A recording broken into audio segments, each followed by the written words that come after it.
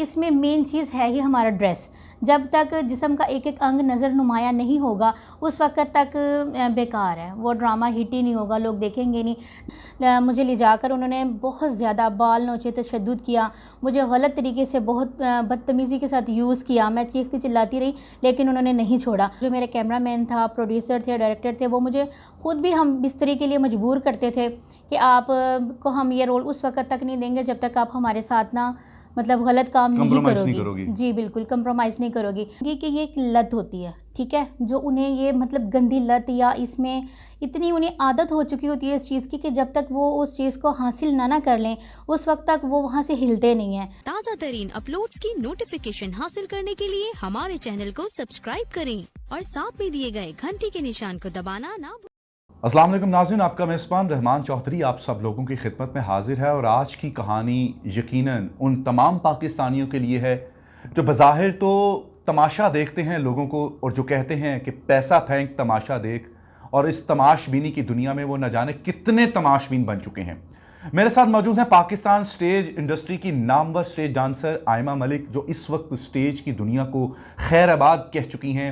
बड़ी कसम पुरसी की ज़िंदगी गुजार रही हैं। ज़िंदगी की तल हकीकतें आज आपके सामने हम आश्कार करने जा रहे हैं कि स्टेज की दुनिया में क्या कुछ होता है, कैसे डांसर नामवर होती हैं, क्या कुछ करवाती हैं, क्या या फिर ये सब क्या सराइयाँ हैं और सिर्फ एक प्रोपोगंडा है स्टेज की दुनिया के स्टेज आर्टिस्टों को बदनाम करने के लिए, या फिर ये वाकई ही एक तल्ख हकीकत है जिसके ऊपर से ये आज पर्दा उठाएंगे।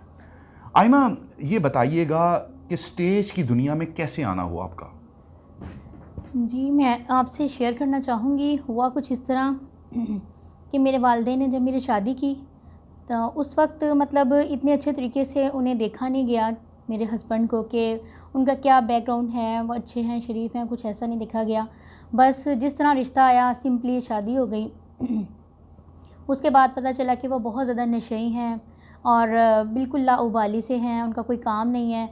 इस तरह ज़िंदगी बहुत तलख़ हो चुकी थी और इसी दौरान मतलब मैंने उनके साथ काफ़ी कंप्रोमाइज़ किया लेकिन बात नहीं बनी और इस ड्यूरेशन में मेरा एक बेबी हो गया। लेकिन मेरे हस्बैंड को फिर भी हम पर कोई तरस नहीं आया, कोई रहम नहीं आया, उन्होंने हमारा किसी किस्म का भी कोई साथ नहीं दिया। देन फिर मुझे मतलब ये डिसीजन लेना पड़ा कि इस तरह तो लाइफ मतलब ख़राब है और बहुत टफ़ है। तो फिर इस तरह घर के जब मुआशी हालात बहुत बद से बदतर होना शुरू हो गए तो फिर मैंने सोचा, बल्कि मेरी फ्रेंड्स ने, मेरे घर वालों ने मुझे कहा कि आप इनसे अलहदगी इख्तियार कर लें। इस तरह करते करते फिर मैंने उनसे मतलब डाइवोर्स ले ली और मैं अपने उसी मोहल्ले में थोड़ा सा दूर जाके ना एक किराए के मकान में रहाइश पजीर हो गई। वहाँ पर मैंने काफ़ी जॉब्स की जिनमें मेरी माहाना आमदनी बमुश्किल 7 से 8 हज़ार रुपये होती थी, जिसमें मैंने अपने घर का गुज़र औक़ात करना मेरे लिए इंतहाई नामुमकिन हो चुका था। मेरे बच्चे के अखराजात थे, रेंट था, बिल थे जो कि मतलब इसमें कंप्लीट नहीं हो पाते थे। इसी तरह उसी मोहल्ले में मेरी एक लड़की से ना फ्रेंडशिप हुई जो कि बहुत ज़्यादा खूबसूरत थी और स्टेज ड्रामों में ऑलरेडी वर्किंग कर रही थी। उसने मुझे कहा कि आप इतनी मतलब टफ़ लाइफ में गुजार रही हो, आप अच्छी भली खूबसूरत हो और आप में काफ़ी एबिलिटी है, तो आप मेरे साथ चलें, आप वहाँ काम करें तो इंशाल्लाह आपके हालात बदल जाएंगे। उसने मुझसे स्टेज पे काम करने से? जी बिल्कुल।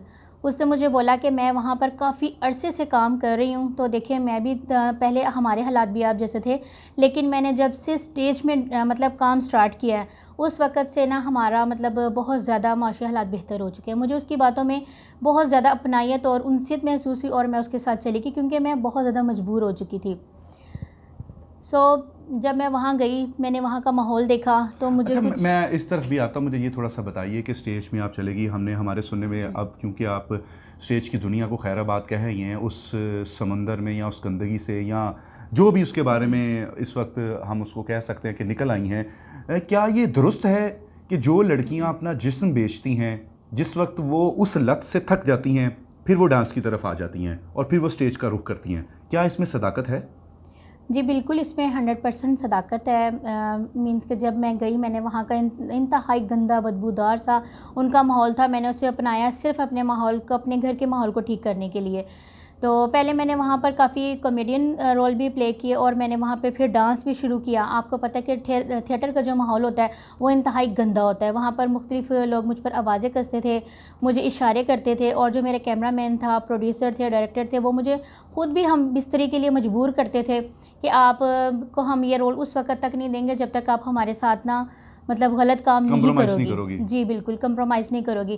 तो मैं इंतहाई मजबूर हो जाती थी ये सब करने पे, और ना सिर्फ वो अपने साथ बल्कि जो उनसे रिलेटेड लोग होते थे ज़रा अच्छे मतलब कि जो ज़रा से फाइनेंशियली तौर पर अच्छे होते थे, तो उन लोगों के साथ भी मुझे भेजते थे, मजबूर करते थे कि अगर आप जहाँ नहीं जाएंगी, क्योंकि उन्होंने आपको पसंद किया, अगर आप नहीं जाएंगी तो हमारी मतलब फ्रेंडशिप में हम ज़रा ताल्लुकात में ना थोड़ी सी कमी आ जाएगी। अच्छा, जो स्टेज के आगे सम टाइम हम कुछ लोग देखते हैं चलते फिरते, सुनने में ये आता है कि वो लोग जो है वो उनको ब्रोकर कहा जाता है, वो लड़कियों का जो स्टेज में के बाहर लोग बैठे होते हैं उनके साथ उनका ताल्लुक बनवाते हैं, ये भी इसमें भी सदाकत है? जी जी बिल्कुल ऐसा होता था, बल्कि हमारे जस्ट मेरे लिए मेरा नाम ही काफ़ी वहाँ पर बन चुका था, आयमा मलिक। तो आप जिस मर्ज़ी से वहाँ अभी भी पूछ सकते हैं मेरे बारे में।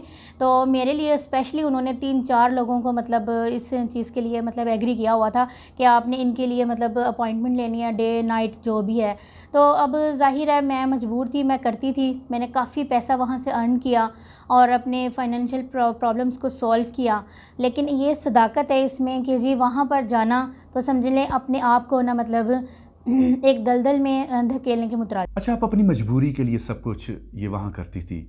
ये जो लोग जो भी डांसर उनको पसंद आती है स्टेज के ऊपर, इनको लेकर इनके जहन में ऐसा क्या होता है? ज़ाहिर बात आपने इन लोगों को बड़े करीब से देखा है, तो क्या इनकी कोई फ्रस्ट्रेशन होती है, कोई ईगो होती है, या कोई ऐसी लत होती है इनकी जिस्मों को नोचने की जो इनकी उस वक्त तमा पूरी होती है जब तक उसको हायर ना कर लें? इसके बारे में थोड़ा सा बताएं। जी, मैं तो आपके सवाल का जवाब ये देना चाहूँगी कि ये एक लत होती है, ठीक है? जो उन्हें ये मतलब गंदी लत या इसमें इतनी उन्हें आदत हो चुकी होती है इस चीज़ की कि जब तक वो उस चीज़ को हासिल ना कर लें, उस वक़्त तक वो वहाँ से हिलते नहीं हैं। पैसे पे पैसे मतलब ज़्यादा से ज़्यादा पैसा देने की ऑफ़र्स करते हैं, और फाइनेंशियल प्रॉब्लम जो भी किसी भी किस्म की हल करने की कोशिश करते हैं, और साथ निभाने की, शादियाँ करने तक की ऑफ़र्स कर लेते हैं, लेकिन करते नहीं हैं। तो सिर्फ़ ये होता है कि उन्हें जिस्मानी तौर पर ताल्लुक़ बनाना होता है। अच्छा, ये भी बताइएगा कि सुनने में ये भी आता है अक्सर लड़कियां अपने आके बाहर बताती हैं जिस वक्त ये जो जिस्म फरोशी के लिए लड़कियों को, डांसर को, खूबसूरत मॉडल्स को ले जाते हैं, फिर जाकर उनके जिस्मों पर तशद्दुद भी करते हैं। जी बिल्कुल, इसमें भी मतलब श्योरिटी है, और ये यकीन हकीकी बात है, क्योंकि मेरे साथ ऐसा हो चुका है। एक आए थे, मैं आपसे मतलब ये शेयर करना चाहूँगी, उन्होंने अच्छे खासे पैसे दिए, लेकिन मुझे ले जाकर उन्होंने बहुत ज़्यादा बाल नोचे, तशद्दुद किया, मुझे गलत तरीके से बहुत बदतमीज़ी के साथ यूज़ किया। मैं चीखती चिल्लाती रही, लेकिन उन्होंने नहीं छोड़ा। और ये सिर्फ मेरे साथ नहीं, स्टेज की हर मतलब एक्टर के साथ ऐसा होता है। अच्छा, इसमें प्रोड्यूसर की भी इन्वॉल्वमेंट होती जी है? बिल्कुल, इसमें प्रोड्यूसर की 100% इन्वॉल्वमेंट होती है, क्योंकि उसके कहे बगैर हम लोग नहीं चलते। जब प्रोड्यूसर हमें काम नहीं देगा, ज़ाहिर है हम लोग तो बिल्कुल अलग होके बैठ जाएंगे ना। तो हम मतलब हमारा इससे कोई ताल्लुक़ ही नहीं रहेगा, हमें वो काम देगा तो हम आगे चलेंगे। तो प्रोड्यूसर, कैमरामैन, ये सब लोगों का एक ग्रुप होता है, और उनके कहने पर ही हमें चलना पड़ता है। कभी ऐसा भी हुआ कि कोई जिस्म फरोशी के लिए आपको लेकर गया और उसके बाद उससे पैसे ही नहीं दिए, मुआवजा ही नहीं दिया, भाग गया और आपको वहीं छोड़ गया? ऐसा भी होता है, क्योंकि ज़ाहिर है हम लोग सारे एक वहाँ पर ग्रुप की सूरत में काम कर रहे हैं। तो मेरी एक फ्रेंड के साथ ऐसा हो चुका है, जिसने मुझे बताया कि उसने बहुत मतलब बेहुदा तरीके से उसको यूज़ किया। यूज़ करने के बाद उसे कहा कि आप प्लीज़ मेरे साथ ना कंप्रोमाइज़ कर लो, मैं आपको तब दे दूँगा, मैं आपको डॉलर भेजूँगा, मैं ऐसे करूँगा। लेकिन ना उसने उसके बाद काफ़ी रब्ता करने की कोशिश की, लेकिन उसने अपना सेल ऑफ कर दिया। पुलिस वालों का क्या किरदार होता है इस सारे अमल में? पुलिस के बगैर तो ये काम नहीं हो सकता। सुना है पुलिस इसमें बड़ी इन्वॉल्व होती है, बड़े बड़े सियासतदानों की इन्वॉल्वमेंट होती है, और इसके साथ साथ बड़े बड़े बदमाशों की भी इन्वॉल्वमेंट होती है। जी बिल्कुल ऐसा है। देखिए, हम लोग तो इस लेवल पर हैं कि जो हमें कहा जाएगा हमने वो करना है। और आते हैं यहाँ पर, जैसे कि मैंने आपको पहले भी बताया कि यहाँ पर बड़े बड़े आते हैं, बड़ी बड़ी शख्सियात आती हैं, जिनका मैं नाम लेना नहीं चाहूँगी, लेकिन हम सोच भी नहीं सकते कि यार ये लोग यहाँ पर आके मतलब इस चीज़ में इन्वॉल्व हैं इतना।